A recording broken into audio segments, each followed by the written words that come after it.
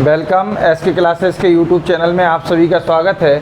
आज बच्चों मैं आपको सांख्यिकी के उस पार्ट पर ले चलूँगा जो आपके बीएड के सिलेबस में है। बीएड जो फर्स्ट ईयर है उसके सिलेबस में ये शामिल है। तो मैं आज आपको सांख्यिकी की तरफ ले चलूँगा और सांख्यिकी में आपको उसकी प्रारंभिक स्थिति के बारे में समझाऊंगा, उसकी परिभाषाएं क्या हैं, कौन इनके जन्मदाता हैं, इस सब के बारे में आज हम जानेंगे। ये कहें कि हम टेस्ट सुपर टेट में भी 1 नंबर का पढ़ेंगे, मतलब इसमें बीएड की क्लास तो हो ही रही है, इसके साथ 1-2 नंबर का फ़ायदा टेट या सुपर टेट की क्लास में भी हो सकता है, जो कि आपको आगे पता चलने वाला है। तो बच्चे देखिए, आज आपकी जो क्लास है वो सांख्यिकी स्पेशल की क्लास है और सांख्यिकी स्पेशल में मैं आपके लिए आज बेहतरीन तरीके से पढ़ाने वाला हूं और ये फुल गारंटी है कि आपको आज की क्लास समझ आएगी और मज़ा भी आएगा। बच्चों, उम्मीद है कि आप लोग लॉकडाउन में बेहतर होंगे और अब इसको पढ़ना शुरू करेंगे। देखिए, सांख्यिकी में पहले शब्द मैंने लिखा है कि यह जो सांख्यिकी शब्द है ये आया कहाँ से। तो देखिए, इसमें भी मैंने लिख के दिया है और फिर भी मैं बोल भी रहा हूँ कि जो सांख्यिकी शब्द है जो लैटिन भाषा के स्टेटस, इटालियन भाषा के स्टैटिस्टा और जर्मन के स्टैटिक्स शब्द से मिलके स्टैटिक्स शब्द से बना है। इन 3 शब्दों के द्वारा ही स्टैटिक्स की उत्पत्ति हुई। स्टैटिक्स को ही हिंदी में हम लोग सांख्यिकी कहते हैं। अब फिर बात आएगी कि इसका अर्थ किस प्रकार से लगता है। तो भाई, इसका अर्थ विद्वानों ने भिन्न भिन्न तरीके से लगाया है। इसका 3 अर्थों में प्रयोग होता है। एक बार जब सांख्यिकी एक विषय है तो वह एक वचन के रूप में या विषय के रूप में वह एक प्रयोग होता है। दूसरी बात, एक जगह सांख्यिकी का तात्पर्य एक व्यवस्था से है तो वहाँ ये एक वचन के रूप में होता है, और यहाँ सांख्यिकी का एक तात्पर्य आंकड़ों से भी होता है, वहाँ यह बहुवचन के रूप में प्रयोग होता है। बात आती है कि आखिर ये सांख्यिकी शब्द देने वाला व्यक्ति था कौन, अर्थात सांख्यिकी का जनक कौन है। तो इसमें थोड़ा सा कन्फ्यूजन कभी कभी आपके लिए रहेगा, लेकिन स्पष्ट रूप से बता दें, क्योंकि सबसे पहले सांख्यिकी शब्द का प्रयोग गॉडफ्राइड आकेनवाल, मैं इसको अंडरलाइन कर रहा हूँ, सबसे पहले इन्होंने सांख्यिकी शब्द का प्रयोग किया था, इसलिए ये सांख्यिकी के जनक माने जाते हैं। परंतु जब आधुनिक सांख्यिकी की बात आती है और प्रश्न आ जाए कि आधुनिक सांख्यिकी के जनक कौन है, तो वहाँ पे एक नया नाम प्रस्तुत होता है और वो है R.A. फिशर, अर्थात रोनाल्ड फिशर ने सांख्यिकी के बारे में तो बताया ही, सांख्यिकी में तो बहुत काम किया ही है, साथ ही यह प्रसरण विश्लेषण के जनक भी माने जाते हैं, जो कि पूर्व में टीटी में प्रश्न आ चुका है। प्रसरण विश्लेषण के जनक कौन है, तो उसके जनक होते हैं R.A. फिशर। गॉडफ्राइड आकेनवाल इसके प्रारंभिक जनक हैं, फिर R.A. फिशर का नाम आता है और बाद में और महत्वपूर्ण जो सांख्यिकीविद हुए हैं वो भी आते हैं। उनमें कार्ल पियर्सन का नाम बड़े ही सम्मानजनक ढंग से लिया जाता है। कार्ल पियर्सन हो गए, वडिंगटन हो गए, W.I. किंग हो गए और इन प्रकार से और भी बहुत सारे लोग हैं। इनने सांख्यिकी की भिन्न भिन्न परिभाषाएँ दी, अलग अलग मत दिए। शुरुआत में कहा गया कि statistics is the science of counting, अर्थात सांख्यिकी गणनाओं का विज्ञान है, लेकिन उन्हीं सांख्यिकीविद ने अपनी ही बात को पलटते हुए कहा statistics is the science of averages, अर्थात सांख्यिकी औसतों का विज्ञान है। तो अलग अलग ढंग से सांख्यिकी को अलग अलग प्रकार से परिभाषित किया गया। W.I. किंग ने भी परिभाषित किया, वडिंगटन ने भी किया, कार्ल पियर्सन ने भी किया और अन्य सांख्यिकीविदों ने भी इसको परिभाषित किया है। तो जब वडिंगटन, किंग और कार्ल पियर्सन इनने भिन्न भिन्न परिभाषाएं दी, इसी में एक परिभाषा और दी कि statistics is the science of estimates, मतलब अनुमानों का विज्ञान है, तो ये परिभाषा भी इसमें शामिल हो गई। तो जब विभिन्न प्रकार की परिभाषाएं शामिल हुई तो उन सब परिभाषाओं को एकीकृत करके, सभी परिभाषाओं को एकत्रित करके, इकट्ठा करके एक ऐसी परिभाषा बनाई गई जो सर्वमान्य हुई और जिसको सबने स्वीकार किया। और वह परिभाषा आपकी है सांख्यिकी गणित की वह शाखा है जिसमें आंकड़ों का संग्रहण, प्रदर्शन, वर्गीकरण और उनके गुणों का आकलन का अध्ययन किया जाता है। देखिए, बात आंकड़ों की आती है कि सांख्यिकी है क्या, तो सांख्यिकी वह शाखा, गणित की वह शाखा जिसमें आंकड़ों का संग्रहण किया जाता है, मतलब आंकड़े इकट्ठे किए जाते हैं, फिर उनका प्रदर्शन किया जाता है, उनका वर्गीकरण किया जाता है और उनके गुणों का आकलन का अध्ययन किया जाता है। ये सांख्यिकी की कंबाइंड डेफिनेशन हुई, सामूहिक परिभाषा हो गई। सांख्यिकी में हम अपनी तरफ से हम ये भी कह सकते हैं प्रतिजयन का, प्रदर्शन का, आंकड़ों के प्रदर्शन का विज्ञान ही सांख्यिकी है, ऐसा भी बोल सकते हैं। लेकिन वास्तविक रूप से जब ये सारी की सारी चीज़ें इसमें सम्मिलित हो जाती हैं तो सम्मिलित होकर के एक विषय बनता है जिसको हम सांख्यिकी कहते हैं। वैसे तो वह गणित का ही एक रूप है, परंतु इसको गणित से अलग माना जाता है, एक अलग विषय के रूप में स्थापित हुआ है।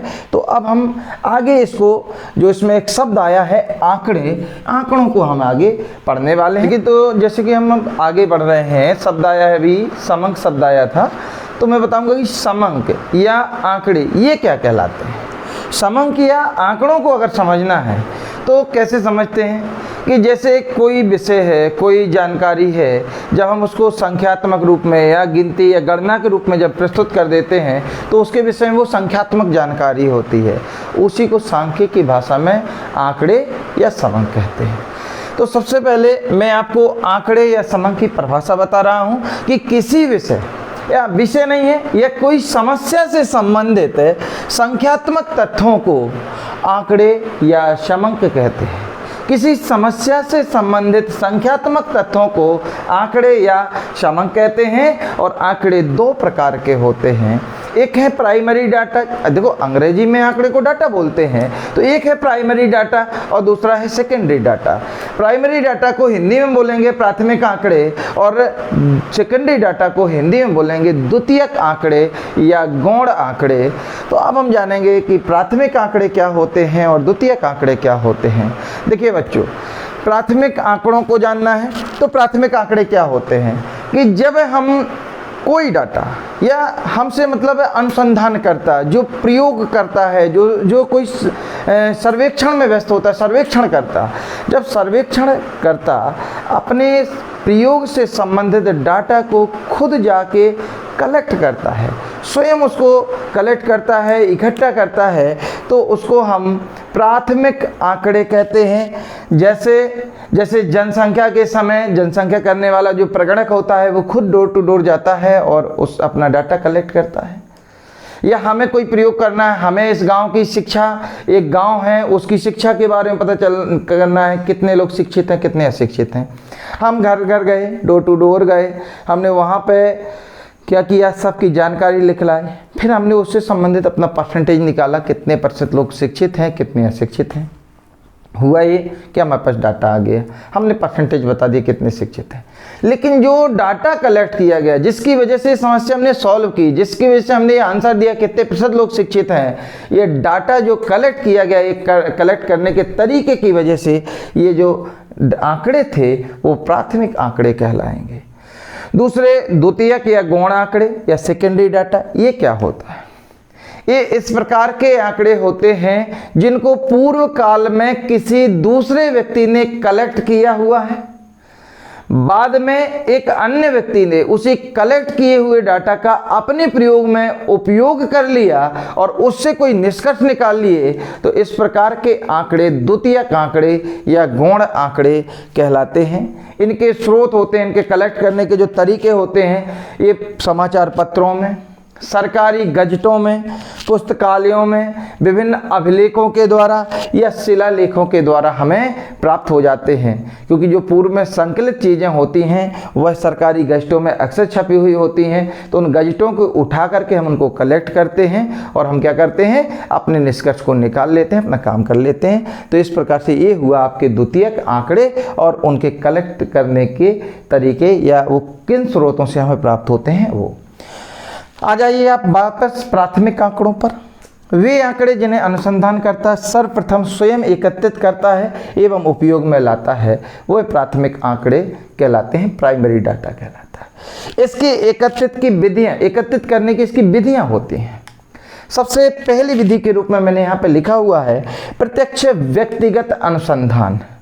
प्रत्यक्ष व्यक्तिगत अनुसंधान वही होता है जो हम स्वयं जाते हैं और किसी के बारे में जानकारी उसके द्वारा ही एकत्रित करते हैं और हम वो लिख के लाते हैं, डाटा बनाते हैं, उसका उपयोग कर लेते हैं। इसके दोष भी बताए गए हैं।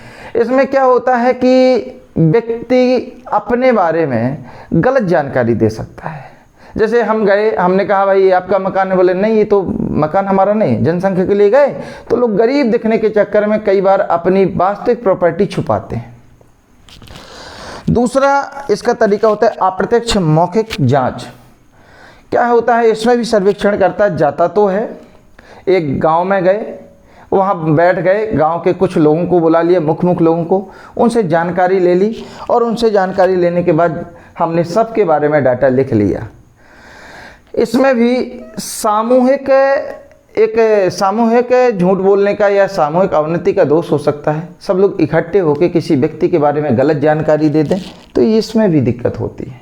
देखिए सब में दिक्कतें हैं, सब उपयोगी हैं, लेकिन कलेक्ट करने के तरीके हम देख रहे हैं। स्थानीय स्रोत क्या होते हैं? अच्छा, हमें कानपुर के मंडी का भाव चाहिए। देखिए स्थानीय स्रोत क्या होते हैं? कानपुर के मंडी के भाव चाहिए, सभी के चने के चाहिए, गेहूं के चाहिए, मटर के चाहिए, जिन जिन्स के चाहिए, उन सब के हमने क्या किया, वहाँ स्थित अपने एजेंट से पूछ लिया और हमने लिख लिया। अब आप कहेंगे वो भी झूठ बोलेगा, तो इसमें क्या होता है, स्थानीय स्रोत में क्या होता है, एक से अधिक लोगों से जानकारियाँ ली जाती हैं और उन लोगों को खुद आपस में पता नहीं रखता कि कौन कौन हमें जानकारी देने वाला है। एक और होता है प्रश्नावली। जैसे कि बच्चे जब परीक्षा में फॉर्म भरते हैं तो उनके सामने एक प्रश्नावली टाइप होते हैं, नाम, पिता का नाम, जाति, वर्ग, ये विभिन्न तरीके के एक कॉलम बने हुए होते हैं, विभिन्न प्रकार की प्रश्नावली बनी होती है। उस प्रश्नावली में वो अपना खुद का डाटा भर देते हैं। तो इस प्रकार की से डाटा कलेक्ट करना हमारा प्रश्नावली की श्रेणी से कहलाता है। गणकों द्वारा अनुसूचियाँ भरना, ये भी जैसे प्रश्नावली जैसा ही होता है। हम गए और हमने किसी के बारे में जानकारी लेके उसकी सूची है उसको क्या किया, फिल कर लिया और वो प्रेषित कर दिया। और डाक के द्वारा भी हम किसी से भी सूचना प्राप्त कर सकते हैं। तो ये थे आंकड़ों के संग्रह करने की विधियाँ। देखिए सांख्यिकी बड़ा ही इंटरेस्टिंग सब्जेक्ट है और मुझे उम्मीद है कि आप लोग जुड़े रहेंगे, मज़ा भी आएगा इसमें। और जैसे जैसे हम न्यूमेरिकल की तरफ जाएंगे, अभी थोड़ा सा थ्योरेटिकल है तो बोरिंग लग सकता है, लेकिन जैसे ही हम जाएंगे जहाँ पे हमारे पास सवाल आएंगे, मीन मॉड मीडियन आएंगे, वहाँ आपको मज़ा आएगा। ज़बरदस्त तरीके से पढ़ाऊँगा और किसी भी प्रकार की कोई समस्या होगी तो आप पूछेंगे भी, और एक तो मेरी गारंटी रहेगी कि हर हाल में आपको वो सवाल बनेंगे। बच्चों लॉकडाउन है लेकिन पढ़ते रहिए, आप लोग अपनी अपनी तैयारियां करिए। अगली वीडियो में हम लोग फिर मिलेंगे। धन्यवाद।